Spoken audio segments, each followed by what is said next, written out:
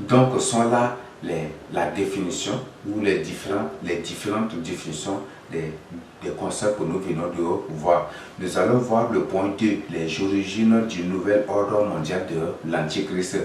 Les origines du nouvel ordre mondial de l'Antichrist. Donc, nous allons voir cela. Par exemple, là je vous donne juste les textes, mais c'est Genèse 11 absolument, nous allons lire.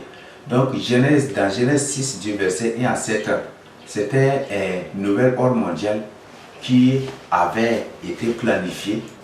Il y avait des anges qui avaient quitté le ciel pour venir prendre des femmes. Il y avait des démons aussi qui s'étaient mis aussi à l'œuvre. Mais Satan dans sa sèche, parce que vous voyez, vous savez bien que Lucifer, c'est celui qui coordonnait tous les anges. Donc, Satan avait une autre intention, une autre idée cachée derrière ce qui s'est passé. C'est que les anges qui ont quitté leur demeure pour se marier aux femmes faisaient. Donc Satan aussi s'était mis à l'œuvre pour un autre objectif, mais il ne savait pas. Mais qu'est-ce qui va se passer? Il y avait tellement de violence. C'est ce qui se passe actuellement aujourd'hui. La même chose de Genèse se reproduit aujourd'hui. Si vous n'avez pas compris. Et c'est la même, c'était une tentative de l'ordre mondial que le Seigneur avait interrompu. Il avait interrompu ça par le déluge. Deuxième tentative aussi, c'est avec la tour de Babel. Avec la tour qui devait toucher au ciel, c'était en ce moment que le Seigneur va venir encore pour les disperser. Tout cela. Ce sont des tentatives de l'ordre mondial. Dans Genèse 11, on trouve que c'est un peu reçu parce qu'ils se sont rencontrés pour construire une ville et ils ont construit la tour et après ils ont commencé par construire. Donc on peut trouver que c'est un peu reçu, mais ce n'est pas totalement. Mais Dieu sera fini par les disperser. Donc en lisant minutieusement et spirituellement, Genèse 6, 1 à 7, ou le chapitre, le Genèse 6, 1 à 7, si vous lisez spirituellement, vous allez découvrir que c'est la première tentative de l'ordre mondial qui avait été interrompue. Les anges qui ont quitté leur domaine se sont mariés aux femmes, se sont mariés et les démons aussi s'étaient mis à l'œuvre. Et le but c'est pour corrompre l'humanité, pour mieux régner sur eux. Et c'était ça.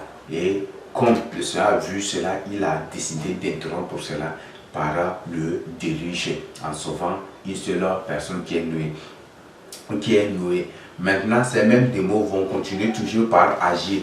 Et dans Genèse 11, on va trouver des choses vraiment remarquables. Je tiens à vous dire et à vous informer que tout est là dans la Bible. Tout est là dans la Bible. Tout est là dans la Bible. J'ai lu Genèse 9, 10. Et quand j'étais tombé dans Genèse 11, j'étais surpris, j'étais abasourdi. Tout est là dans la Bible. Toute l'histoire de l'humanité est là dans la Bible. Tout. Ce sont ces mêmes personnes-là, ce sont ces entités-là qui continuent aujourd'hui. Tout est là dans la Bible. Que l'Esprit vous fasse grâce de comprendre et de découvrir des choses que je découvre sous sa boulette. Qu'il vous accorde vraiment cette grâce-là pour découvrir certaines choses. Mais tout est là dans la Bible. Mais ici, c'est une question de grâce. Donc, je rends grâce. Je bénis le Seigneur Jésus-Christ qui a permis que moi qui suis un rien, il puisse ouvrir mes yeux. Il puisse me faire comprendre, découvrir des choses que des grands savants, des gens qui ont effectué des hautes études, des gens auxquels je ne suis qu'une sauterelle à leurs yeux. Je me vois même une sauterelle à leurs yeux.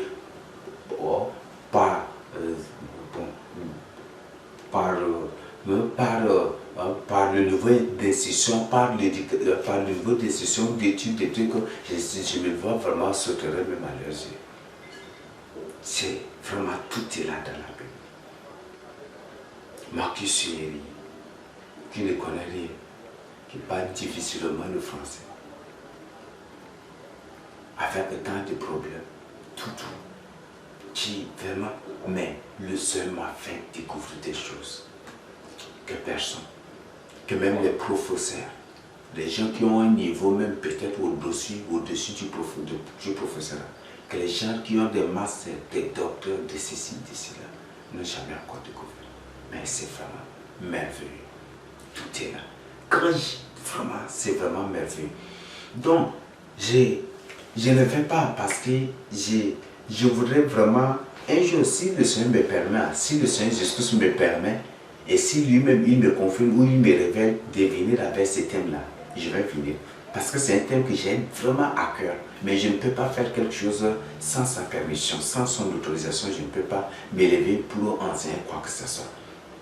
Mais j'attends que lui-même il puisse vraiment me communiquer ou me dire ou me révéler que vraiment je dois exposer ce thème ou je dois exposer sur ce qu'il m'a fait découvrir. Je vais le faire. Mais c'est vraiment merveilleux. C'est vraiment merveilleux. Nous allons lire Genèse 11. C'est vraiment merveilleux. Tout est là dans la Bible.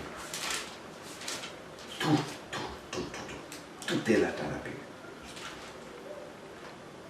Genèse 11 du verset 1 à 9. Toute la terre avait une seule langue et les mêmes mots. Toute la terre avait une seule langue et les mêmes mots. Retenez bien, c'est ce que Satan est en train de faire aujourd'hui. Quand Dieu a dispersé l'humanité, il a dispersé les gens pour il les a dispersés partout dans le monde entier. Satan aujourd'hui est en train de réunir toute l'humanité autour ou sur une seule langue, l'anglais. Et c'est un système antichrist, c'est un système anti-Dieu que Satan a établi. Aujourd'hui, l'anglais, c'est la langue mondiale. Internet, anglais. Ceci, anglais. C'est là, anglais. Communication, anglais. Ceci, anglais, anglais, anglais.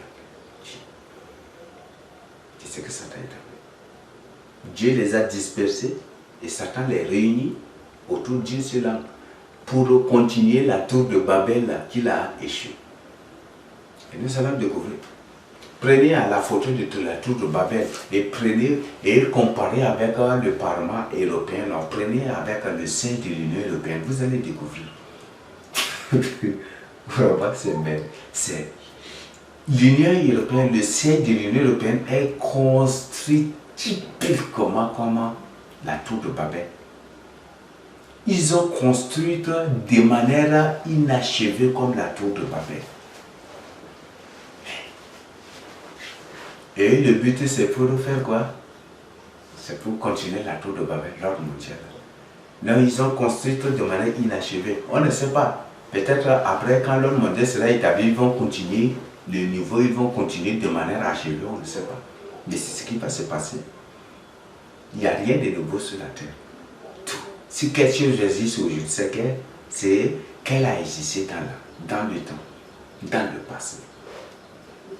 Et c'est ce que l'Union européenne fait. Prenez là l'image, la photo de la tour de Babel et comparez avec le ciel de l'Union européenne. Vous allez trouver. Vous allez être surpris. Et c'est en ce moment que vous allez confirmer que tous les dirigeants européens sont des démons en forme humaine. Vous allez confirmer à 1000%. 1000%.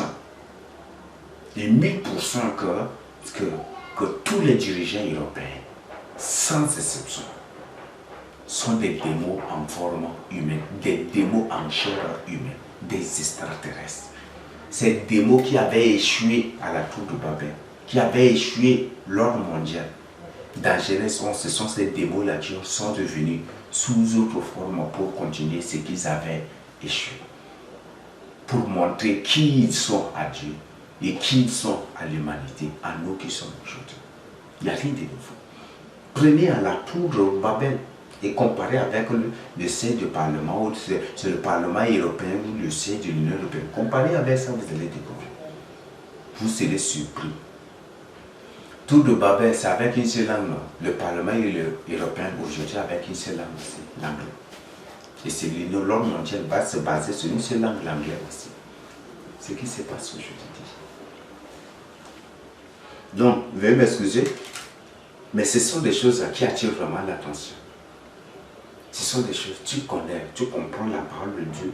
Si le Seigneur t'ouvre les yeux et que quand tu vois ces choses-là, tu vas dire, ouais. Tu vas être sucre. Toute la terre avait une seule langue et les mêmes mots. Comme ils étaient partis de l'Orient, ils trouvèrent une plaine au pays des Chinéens et ils y bâtirent. Ils se dirent l'un à l'autre, alors faisons des briques et cuisons-les au feu. Et la brique leur servira de pierre et le bitume leur servira de ciment. Vous, pays des Syniens, vous comprenez, non? Ce pays des Syniens, c'est vraiment un lieu mystérieux. Le pays des Syniens, Babylone, c'est le Babel antique, tous ces lieux-là. C'est là où la tour de Babel avait été bâtie. Mais c'est là où la tour de Babel avait été bâtie. Et par la suite, ça a été renversé. Et c'est dans ces lieux-là que le roi qui là, c'est Josias, était tué. Ces lieux-là, ces lieux mystérieux où beaucoup de gens se font tuer là. Et c'est dans ces lieux aussi que l'Antichrist va réunir toute l'humanité pour aller en guerre contre Israël. Ce lieu qu'on appelle Armageddon aussi. C'est le mystérieux. Et c'est pour ça que l'attention des démons se porte toujours sur le Moyen-Orient. On voit aujourd'hui que les Européens, tout comme les Américains, tous ces démons qui règnent sur les nations sataniques, sur les nations créées par eux, les attentions toujours c'est sur le Moyen-Orient. Sur le Moyen-Orient, sur Israël, sur le Moyen-Orient, sur Irak, sur Syrie, sur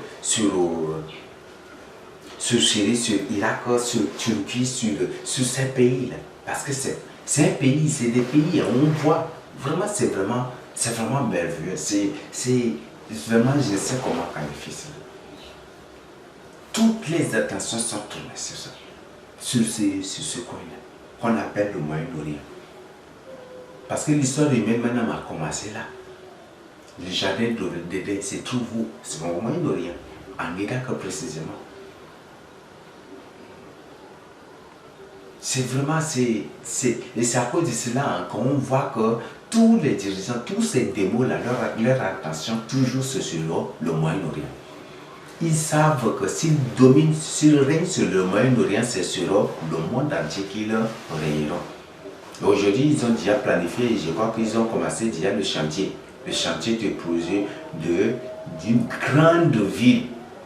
Une ville qui dépasse même la superficie de certains pays en Arabie Saoudite. Ils ont commencé déjà auprès de la mer Rouge.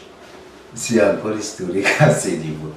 Parce que la Bible nous a dit que l'Antichrist, après ses échecs, il va se retirer sur les zones, sur la mer Nord. Cette mer, où c'est sur cette mer que sa ruine aussi arrivera. C'est ce que Daniel nous a précisé. Il s'agit de quelle mer? C'est la mer Rouge. C'est vraiment, tout est là dans la Bible. Et c'est ce qui commence déjà en Arabie Saoudite, où aujourd'hui, l'Israël, tout, ils ont planifié, ils ont testé tout. Donc, ils ont toutes les nations, pour bien comprendre, le Seigneur décrit les différentes nations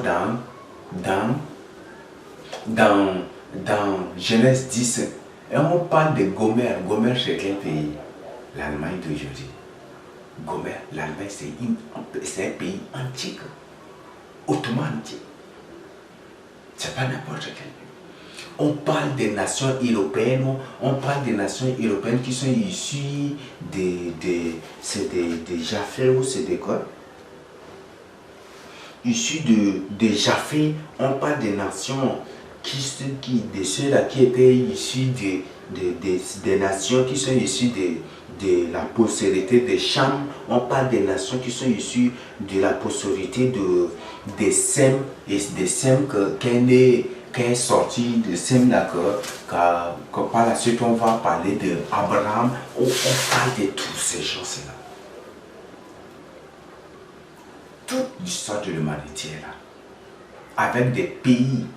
Et les pays, ces pays sont mentionnés là avec des indices précis. Et si vous cherchez dans la Bible, si vous cherchez spirituellement, le Seigneur vous révèle. Vous fasse le Seigneur vous fait de l'autre. Donc toutes ces nations s'étaient réunies en un seul lieu. Et ils disent qu'ils vont bâtir une ville. Et ils se sont mis à cuire des briques. Ces briques leur servaient des pierres. Ah, un système encore. On voit ici, c'est purement les descriptions d'autres choses que nous allons découvrir. On trouve que c'est vraiment technologique. Parce que, qu'est-ce qu'ils disent au verset 3? Ils disent encore, allons, bâtissons une ville, une tour dont le sommet touche au ciel, et faisons-nous un nom, afin que nous ne soyons pas dispersés sur la surface de la terre. Donc toutes ces nations-là s'étaient réunies dans un seul endroit. En ces temps, est-ce qu'on parlait des étages? Il n'y avait pas d'étages. Les gens vivaient sous des tentes, sous des maisons simples. Les gens habitaient des maisons simples. C'est en ce moment qu'on parlait d'une ville. Et c'est une ville hautement technologique que les gens veulent créer. Une ville technologique, hautement technologique. Cette ville aujourd'hui, Satan a déjà remis sur le pied. Cette ville existe, c'est cette ville qu'on appelle l'Union européenne. Et deuxième ville, c'est le Moyen-Orient. Cette ville hautement technologique. Bon, ce n'est pas l'Union européenne. L'Union européenne est comme le poumon des trucs, comme le cœur. Mais cette ville est celle-là qui s'est construite actuellement. Ou je ne sais pas s'ils ont déjà fait ou réalisé ou pas. C'est cette ville-là qui s'est construite aujourd'hui sur une superficie plus large que certaines nations en Arabie Saoudite. Dans un vaste désert. C'est cette ville qui s'est construite. La ville la plus technologique, la ville hautement, la plus hautement technologique, c'est cette ville-là que Satan auprès de la mer Rouge, presque de la mer Rouge. C'est cette ville que Satan est en train de faire. Et ça va envahir, c'est vraiment. Et c'est cette ville-là, cette ville de la tour de Babel, là, pour le nouvel ordre mondial, dans Genèse 11, là, c'est cette ville échouée là, que l'Antique est en train de rebâtir. C'est ça. Il n'y a rien de nouveau sur la terre. Ce sont ces choses-là. Donc ils disent qu'ils bâtissent une ville. Cette ville, j'en ai déjà parlé. Et une tour dont le sommet touche le ciel. C'est le lieu qu'on appelle tour de Babel. Lieu de séparation. Tout cela, c'est ces lieux-là. Et aujourd'hui, c'est représenté par le seuil de l'Union européenne ou par l'Union européenne. Faisons-nous un nom. Toutes ces nations se sont réunies pour se faire un nom. Dans le nom, qu'est-ce que cela signifie? On a dans le nom, toutes ces nations veulent, toutes ces nations se sont décidées de se faire un nom. Et un nom commun. N-O-M. N, nouvelle. O, ordre. M, mondial. C'est ça la définition. Faisons-nous un nouvel ordre mondial, en d'autres termes. Toutes ces nations s'étaient réunies en un seul lieu, dans un seul endroit, pour dire faisons-nous un nouvel ordre mondial. Afin que nous ne soyons pas dispersés. Pour que nous ayons, pour qu'à travers ce nouvel ordre mondial, nous n'ayons qu'une seule vision, qu'une seule pensée, qu'un seul projet, que nous ayons tout en commun. Qu'une seule monnaie, qu'une seule économie, qu'une seule politique, qu'une seule tout. Et c'était ça la vision. La tour qu'ils ont construite là, vous croyez que c'est un système? Les humains normaux, ceux qui ont entrepris cela, là, ce ne sont pas des humains normaux. Nimrod même, ça a été, on dit, c'est un grand chasseur des trucs, de l'homme fort, c'est ça le. C'est Nimrod là qu'aujourd'hui, c'est Nimrod là qui deviendra pour rien. C'est un démon. Ce n'est pas un humain normal, c'est un démon. Un système automatique chronologique. Aujourd'hui, le nouvel ordre mondial avance, accélère à travers aussi la technologie. C'est ce qui se passe. Il n'y a rien de nouveau sur la terre. Donc ils disent, faisons-nous un nom, faisons-nous un nouvel ordre mondial afin que nous ne soyons pas dispersés. Si on est dispersé, on va avoir différentes monnaies, on va avoir différentes cultures, ou peut-être on va avoir ceci, cela, différentes économies, on va avoir différentes visions, différentes politiques. Donc il faut qu'on soit unis pour avoir une seule politique, une seule économie, une seule monnaie, pour que nous soyons une seule nation. Enfin, c'est ça, c'est ce qu'ils ont résolu. Afin que nous ne soyons pas dispersés, faisons-nous un nouvel ordre mondial, afin que nous ne soyons pas dispersés sur la surface de toute la terre. L'Éternel descendit pour voir la ville et la tour que bâtissaient les fils des hommes. Mais ça va être surprenant. Lui-même, quand il a vu cela, là, il voit que le projet là part loin. Il sait que ceux qui entreprennent une telle entreprise, un étage qui doit toucher au ciel, vous croyez qu'un humain normal peut faire cela? C'est ce qui a poussé l'Éternel à intervenir, à descendre si vite pour voir ces gens-là. C'est ce qui a poussé Dieu, parce qu'il sait que l'homme qu'il a créé à son image et à sa ressemblance se laisse manipuler par des démons qui ont juste pris leur apparence pour s'identifier à eux, pour les entraîner à la rébellion. Et c'est à cause de ça que Dieu, c'était possible, il est descendu pour voir. Et j'imaginais que peut-être il voyait, il secouait même la tête en voyant, peut-être il même ne sait pas. J'imaginais toutes ces choses-là. L'Éternel descendit pour voir la ville et la tour qui bâtissaient les fils des hommes. Et l'Éternel dit, voici, ils forment un seul peuple et ont tous une même et tous ont même langue. C'est là ce qu'ils ont entrepris. Et maintenant, rien ne les empêcherait de faire tout ce qu'ils auraient projeté. Parce que, il sait, si ce sont des humains normaux, ils peuvent, quelque chose va les empêcher. Mais comme ce sont des démons, rien ne va les empêcher. Parce qu'ils vont continuer toujours ce qu'ils ont entrepris. C'est ça le système de rébellion. Donc c'est ça la rébellion des démons. Donc le Seigneur sait que comme ce sont des rebelles qui se sont dissimulés juste parmi ces créatures, des hommes qu'il a créés à son image et à sa ressemblance, il faut qu'il les disperse. Parce que s'il les laisse, ces rebelles-là vont entraîner aussi son image et sa ressemblance à cette rébellion. Donc il faut les disperser. Et c'est ce qui va, c'est ça. Donc Dieu va maintenant trouver une solution pour les avoir. Dieu va trouver une seule solution. Quelle chose serons-nous?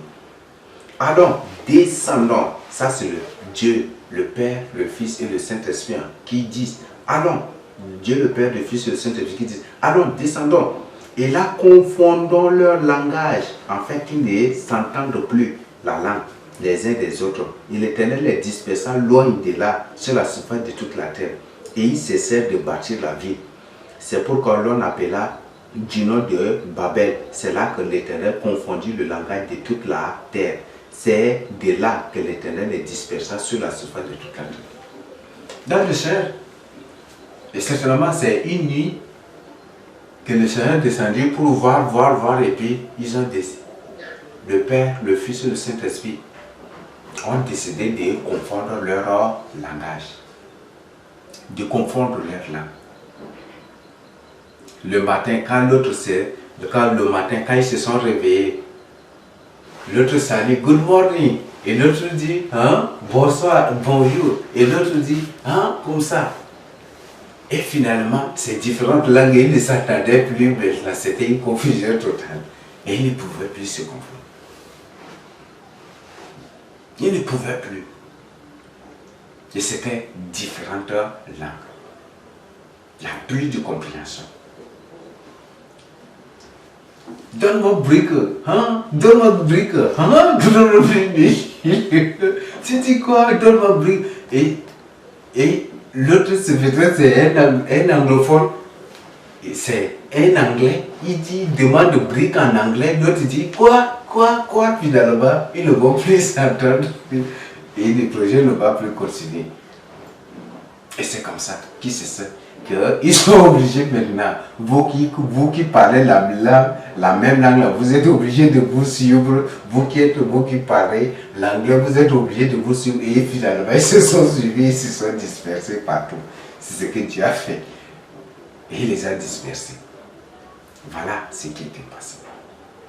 Et aujourd'hui, l'Antichrist, pour toujours s'opposer à Dieu, dans ça, Satan, pour toujours Satan dans sa rébellion contre Dieu, a décidé aujourd'hui de réunir l'humanité entière autour d'une seule langue qui est l'anglais. Pour continuer avec son projet, ou son chantier d'abord. Ce n'est plus un projet, mais c'est un chantier. Parce que c'est un chantier interrompu qu'il veut relancer et qu'il veut continuer. Et avec son chantier inachevé, il veut continuer cela avec la nouvelle langue qui est l'anglais. Et avec une seule politique, une seule monnaie, une seule économie, une seule vision, un seul projet. Pour continuer, c'est la pour réussir. Voilà.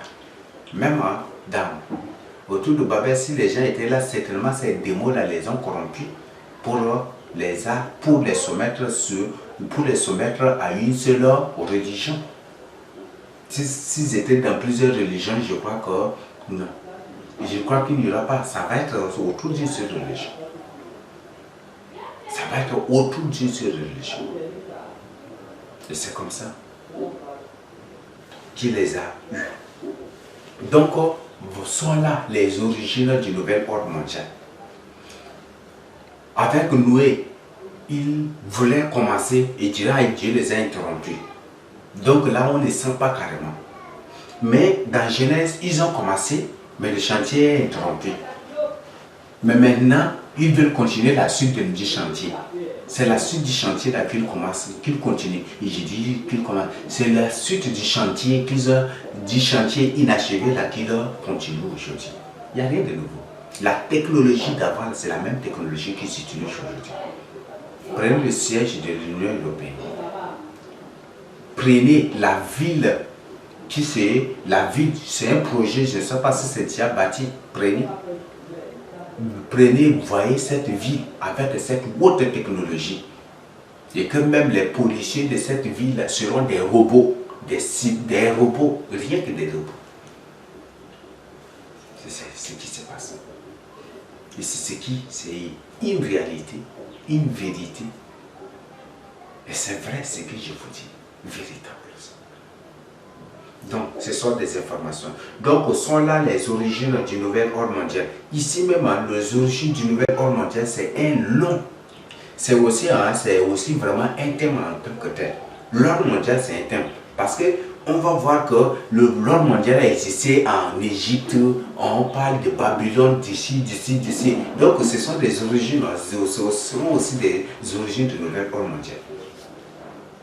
Ce sont des origines. À Babylone, on parle d'abord avec le Rome, les Égyptiens. Ce sont ces mêmes entités-là qui s'étaient réparties, qui sont parties pour s'installer en Égypte. Ils ont fait de l'Égypte un pays, je ne sais pas, un pays incomparable dans l'Antiquité, un pays incomparable, un pays que toutes les nations avaient peur même de. Et ce sont ces mêmes nations-là qui continuent. Je dis ces mêmes entités-là qui continuent jusqu'à aujourd'hui. Donc, les origines du nouvel ordre mondial, c'est vraiment nombreuses. On a Noé, on a Genèse ici, et après on va parler directement, après on va parler quand après la tour de Babel, on parlera de l'Égypte, n'est-ce pas? On parlera d'Abraham. Et directement, on trouve que l'Égypte était déjà une superpuissance. Ce sont ces entités. Et c'est l'Égypte qui gouvernait le monde. C'est l'Égypte. Quand l'Égypte dit non, c'est non. Quand il dit oui, c'est oui. C'est ça. Et après, l'Égypte, on va parler de l'Assyrien, on va parler de l'Assyrien, des Assyriens, même la Mésopotamie, la Syrie, on va parler après des Chaldéens ou des Babyloniens, on va parler toujours de ces gens, ces pays de Syrie.